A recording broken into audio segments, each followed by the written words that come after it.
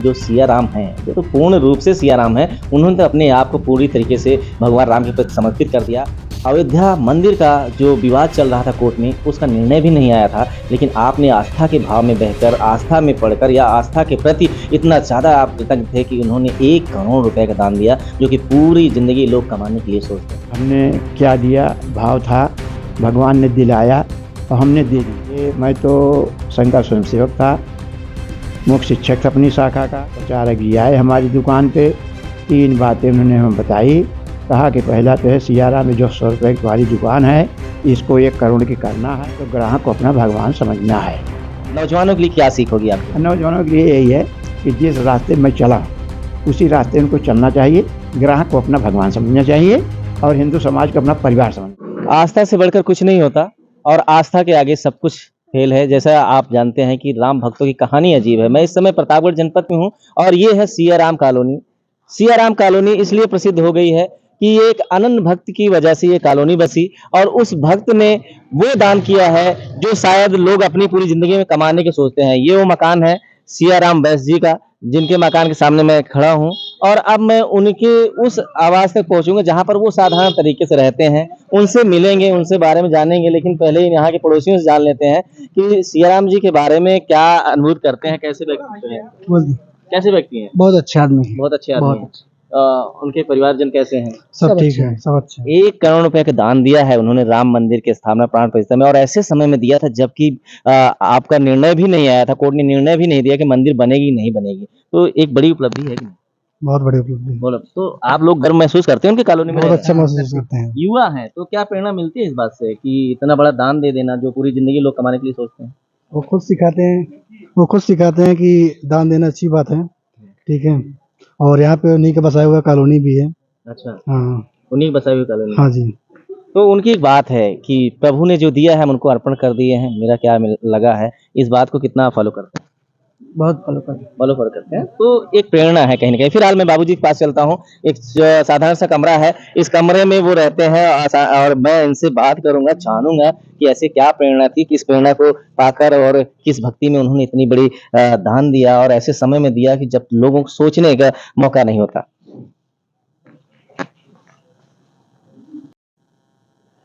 सिया के राम, सिया ने तो वास्तव में उनको समर्पित कर दिया था, लेकिन जो सिया राम हैं, जो तो पूर्ण रूप से सिया राम हैं, उन्होंने तो अपने आप को पूरी तरीके से भगवान राम के प्रति समर्पित कर दिया और आज ये इनके लिए हम उन शब्दों का प्रयोग कर रहे हैं कि प्रथम ऐसे व्यक्ति हैं जो राम में पूर्ण समर्पण था। अयोध्या मंदिर का जो विवाद चल रहा था कोर्ट में, उसका निर्णय भी नहीं आया था, लेकिन आपने आस्था के भाव में बहकर, आस्था में पढ़कर या आस्था के प्रति इतना ज़्यादा आप कृतज्ञ थे कि उन्होंने 1 करोड़ रुपए का दान दिया, जो कि पूरी ज़िंदगी लोग कमाने के लिए सोचते हैं। तो मैं मिल रहा हूँ बाबूजी से, सिया राम बैस जी से। सर, मेरा चैनल आपको बहुत-बहुत स्वागत करता है और इस प्राण प्रतिष्ठा के पर्व पर आपको बहुत सारी शुभकामनाएँ देता है कि आपने वो दान दिया जिसके लिए लोग सोचते हैं। ऐसे में क्या बोलेंगे? धन्यवाद आपको। ये हमने क्या दिया, भाव था, भगवान ने दिलाया और हमने दे दिए। मगर ये तो संघर्ष की कहानी है, 1 करोड़ ऐसे नहीं मिलता है कि कहीं से आ गया। ये भगवान की कृपा हुई। ये मैं तो संघ का स्वयंसेवक था, मुख्य शिक्षक था अपनी शाखा का। हमारे प्रचारक जी आए हमारी दुकान पे, 3 बातें उन्होंने हमें बताई। कहा कि पहला तो है सियाराम में जो 100 रुपये की तुम्हारी दुकान है, इसको 1 करोड़ की करना है, तो ग्राहक को अपना भगवान समझना है, उसको ठगना नहीं है, मिलावटी सामान नहीं बेचना है। तो हम जब उस वक्त था कि सरसों तेल में लोग अलसी का तेल मिला के बेचते थे, क्योंकि सरसों का तेल जो था महंगा था और अलसी का तेल सस्ता था। तो उसी दूसरे दिन ही हमने सरसों अपने कराया और शुद्ध तेल देने लगे ग्राहकों को। तो ग्राहक जो लाइन लग गई, उससे पूरे काम हो जाता था कि आप तेलवा कहाँ से ले आवा था, ये बरवा नहीं लसियात, हमारे यहाँ कहाँ से ले आवा जो बार लसिया जात फेन करा था। तो कहते एक छोटी सी दुकान खुली है, नाम सियाराम है, चले जाएं वहीं से ले लें। तो उसी के नाम पे तो दुकान हमारी चलने लग गई। दूसरा ग्राहक भगवान था, ये हो गया। दूसरा उन्होंने कहा कि जो हिंदू समाज है ये अपना परिवार है, इसके ऊपर कोई संकट आए तो समझने मेरे ऊपर आया है। तो दूसरे दिन मैंने 2 बड़ी छोड़ मंगाया घड़ा और उसको पानी भरवा के दे दिया, क्योंकि प्राइमरी स्कूल था, उसमें कुआं था, कुआं में बच्चे पानी नहीं पी पाते थे, कहाँ पिए, परेशान हो जाते। तो मैंने सोचा जब हमारे ही समाज है तो इसके पानी की व्यवस्था हमें करनी चाहिए। तो 2 बड़े बड़े घड़े मंगवा करके शाखा जाता और शाखा से आता, फिर उनको पानी भरता और दिन भर उनको बैठकर पानी पिलाता। तो लोग कहते थे सिया रमुआ पगला गया है, सब दोपहरिया में सोवत है, ये बैठ के पानी पियावत है।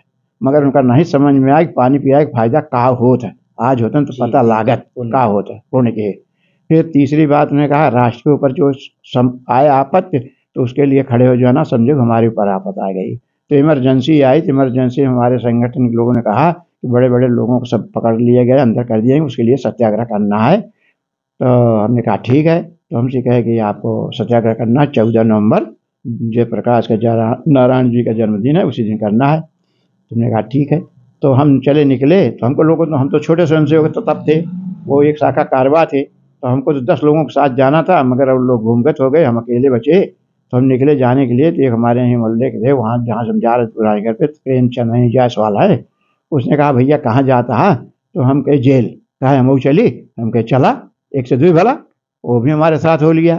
आज भगवान उसको 20,000 रुपया महीना पेंशन दे रहे हैं। 6 महीना रहे जेल में, 6 महीने छूटे, हमको भी 20,000 मिल रहा है। किसी के सामने हाथ पसारने की जरूरत हमको यानी नहीं है। बाबूजी अगर हम भला करते हैं तो हमारा भला होता है, हाँ। ये एक नीति है और इस पर आपने पूरी तरीके से काम किए।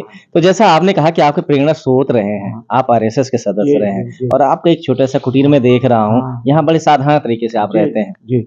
ये ऐसा है कि हम संघ के स्वयंसेवक हैं और हमारे आदर्श डॉक्टर साहब हेडवार जी और परम पूज्य गुरु जी, ये हमारे आदर्श, हमारा गुरु जो है भगवा ध्वज है। तस्वीरें भी देख रहा हूँ आपने। हाँ हाँ, ये नहीं कि हम पूजा उन्हीं करते ही हैं। या राम जी, हमारे राम जी फोटो अभी दरअसल ये थोड़ा टूट गई थी, बनवा के लाए हैं। जी बिल्कुल। खोल दो और समझे ना, खोल दो।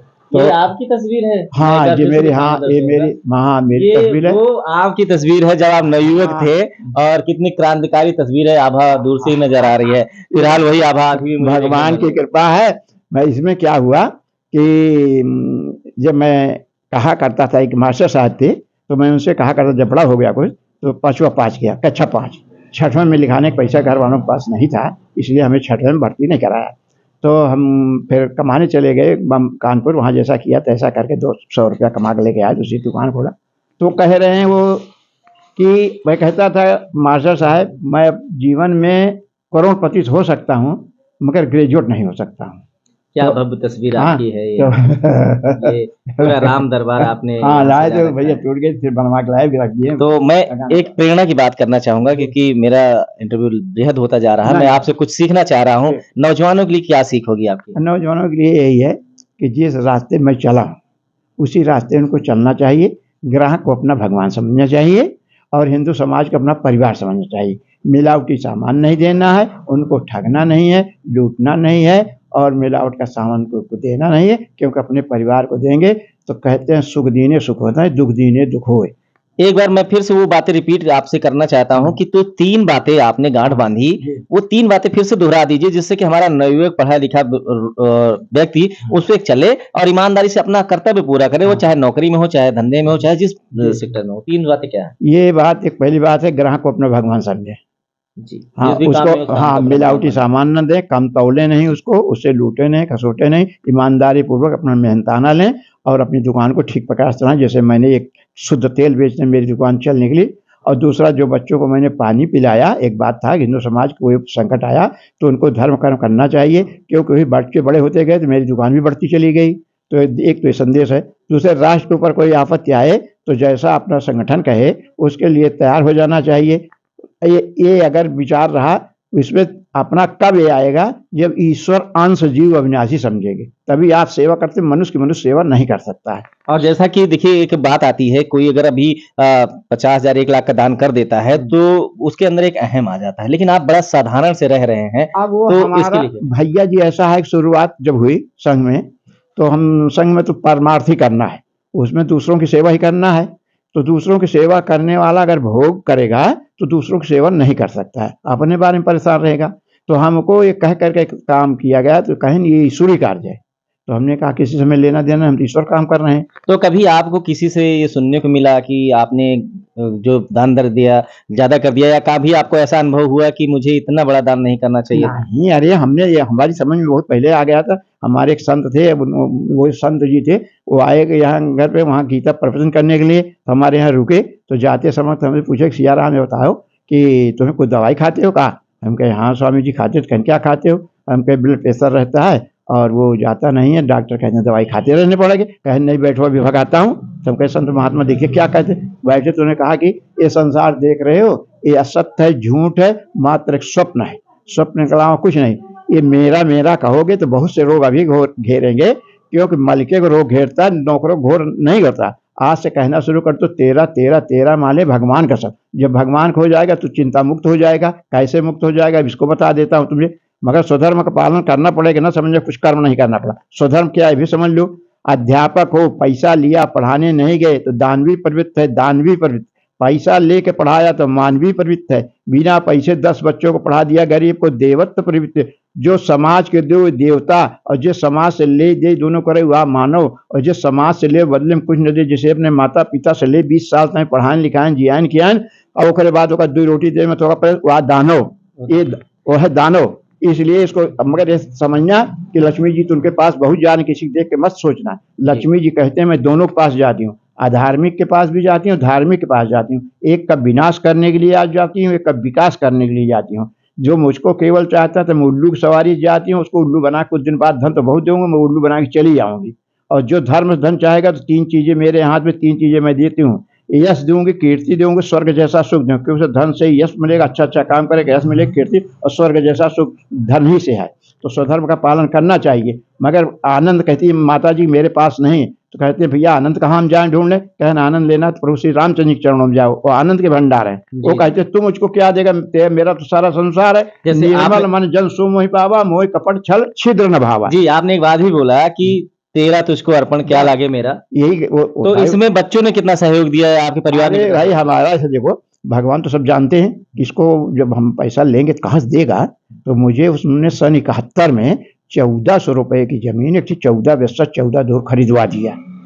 14 व्यस्सा 14 धूर जमीन उन्हें 14 को लोग आए, हरजन बंधु थे, कहे होगा बाबू आप न ले लिए तो हमारे द्वार मार छका लिए लोग, आप ले लें होगा। हमारे पास 1400 रुपये रहा, हम टैक्सी चलावत रहे किस्त बुलाई के वो साइड पे। तो 1400 रुपये हम व्यवस्था की निकालता में कोई तरह, और 1400 रुपये की जो जमीन कराए उसको बेचे हमने। 45 लाख रुपये जब देने की बारी आई तो 1 साल पहले हमको बेचा, उसको लोग कहे बेच दे, तो ये कहा 45 लाख रुपया। अब सोचो 1400 रुपया की जमीन पर, वो जानते थे इसको देना पड़ेगा, कहाँ देगा, 6 बच्चों को पालेगा खिलाएगा, कहाँ देगा। तो उन्होंने एक व्यवस्था पहले ही दे दी, और 2 व्यवस्था जमीन हमारे पास वो कीमती जमीन थी, उसको बेच दिया। 85 लाख रुपये हमने इकट्ठा किया, और फिर 15 लाख रुपया उसमें कम पड़े। बड़े लड़के से 5 लाख का चेक दिया, बहू ने 2 लाख का चेक दिया। ऐसे हमारी बेटी ने दिया, हमारे दामाद ने, बेटी बहू हमारे सामने, 3 हमारे बेटे हैं, 3 बेटियां हैं, सब ने सहयोग करके 15 लाख इकट्ठा किया।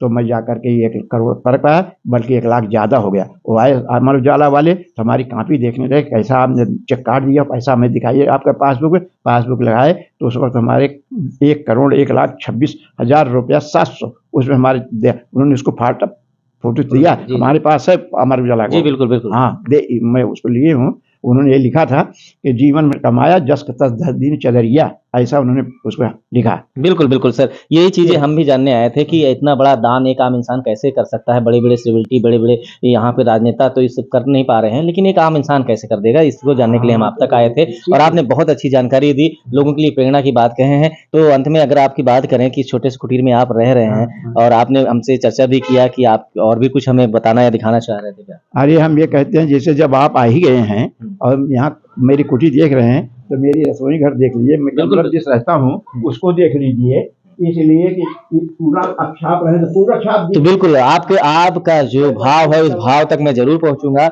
और आपने मुझे ये साधारणता इसलिए दिखाना चाह रहा है कि 1 करोड़ रुपया का एक बृहद दान ऐसे मौके पर आपने दिया जो समय पर कोर्ट का फैसला भी नहीं आया था। तो आप किस तरीके से रह रहे हैं, ये चीजें मैं आज आपको पूर्ण रूपेण आपका मैं पूरा घर दिखा रहा हूँ, कमरा दिखा रहा हूँ, रहन सहन दिखा रहा हूँ। ये हमारे बाबूजी हैं सिया राम जी, लेटरिन बाथरूम कितना साधारण तरीके से और कितने सारे तरीके से परिवार के साथ में रह रहे हैं। तो ये भाव है, ये विनय अनुदान है कि आप ने जिसके साध में पाया उसी के साध से आपने वहां तक पहुंचा दिया उस दान को।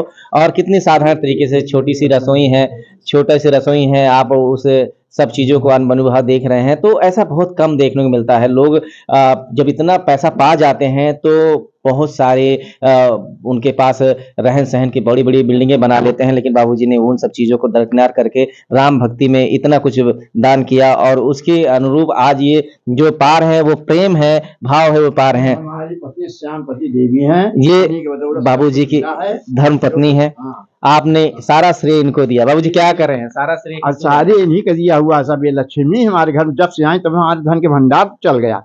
ये हमारे 16 मैं साल जो से कहते हैं कि धन की देवी लक्ष्मी जी है, आप लक्ष्मी के अवतार माने जा रहे हैं। क्या नाम है माता जी आपका? श्यामपति। श्यामपति जी। तो आप बाबूजी ने जब दान दिया 1 करोड़ रुपए का, तो आपने कैसा अनुभव महसूस किया? बहुत अच्छा अनुभव हुआ। आपको क्या विश्वास था कि राम जी की मंदिर बनेगी, हमको वहां बहुत पर विश्वास प्रभु था। आएंगे?